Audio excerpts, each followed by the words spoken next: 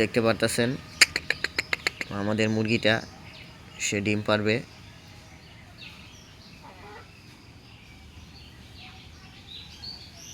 এই মুরগির কটা চাল দে,